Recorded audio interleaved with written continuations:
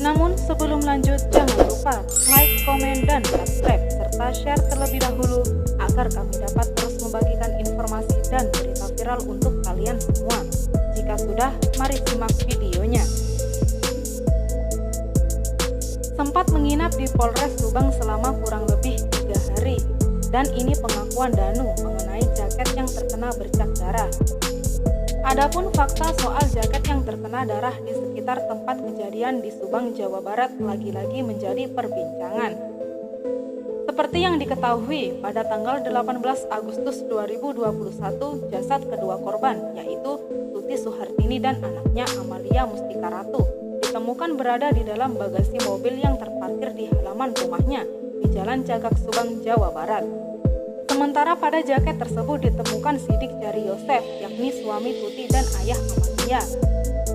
Dijelaskan pada hari kejadian bahwa Yoseflah orang yang pertama masuk ke dalam rumah korban tersebut. Muhammad Ramdanu alias Danu, salah seorang saksi mata, juga menuturkan penyebab jaket yang terkena darah. Danu ialah keponakan dari Tuti yang berprofesi sebagai staf tata usaha di Yayasan Bina Prestasi Nasional milik Yosef, suami Tuti. Yosef meminta tolong Danu untuk menemuinya dan mengatakan bahwa istri dan anaknya diculik. Danu mengakui dirinya sudah diperiksa sebagai saksi sebanyak 8 kali, lantaran ia disebut-sebut memiliki akses keluar masuk dari rumah korban perampasan nyawa di Subang tersebut. Kepada wartawan, Danu menyinggung Yosef soal jaket berdarah yang dipakainya. Pak Yosef awalnya pakai jaket pas 18 Agustus pagi-pagi, keduanya pas Danu kesana sudah enggak pakai jaket, ucapnya. Perihal itu diungkapkan langsung oleh Yeti, istri dari anak tertua Yosef, yakni Yoris. Dari jaket ada darahnya, macam-macam, jadi enggak mau, harus terima aja, ucapnya. Kuasa hukum Yosef buka suara mengenai fakta bercak darah yang berada di jaket Yosef. Berdasarkan pengakuan Yosef, jaket itu dilepas sebelum masuk ke dalam rumah, kata Rohman. Yosef tiba di rumah korban pada pukul 07.15 waktu Indonesia Barat, pulang dari rumah istri mudanya. Naik motor tanpa helm, memarkir motor di sebelah kanan mobil Alphard yang saat itu sudah berbalik arah, ungkap Rohman. Yosef lalu berusaha membuka pintu mobil tetapi gagal. Yosef maju ke pintu depan rumah. Di pintu depan ada kursi, dibukalah jaket, disimpan di situ. Dia masuk rumah tidak berjaket, ujarnya.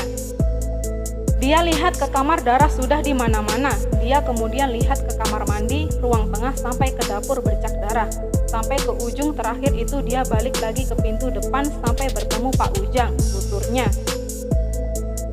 Awal mula Yosef sempat mengatakan bahwa ada keluarga yang mempunyai akses keluar masuk rumah korban. Rupanya orang yang dimaksud ialah Muhammad Ramdanu alias Danu. Sontak Danu pun membantah keras tuduhan yang dikatakan oleh Yosef. Danu mengatakan bahwa dirinya memang kerap datang ke rumah Tuti, tetapi kedatangannya itu jika diminta dan diperintahkan saja oleh korban. Itu nggak benar. Kalau yang terbaru-baru ini mah Danu pegang kunci mah itu yang SMK, bukan kunci rumah. Kalau itu memang Danu nggak pegang sama sekali, tutur Danu. Lilis kakak Tuti ikut berkomentar soal penjelasan Yosef yang mengatakan bahwa Danu memiliki akses keluar masuk rumah Tuti. Danu masuk ke rumah Tuti atas perintah dari Yosef, tegas Lilis.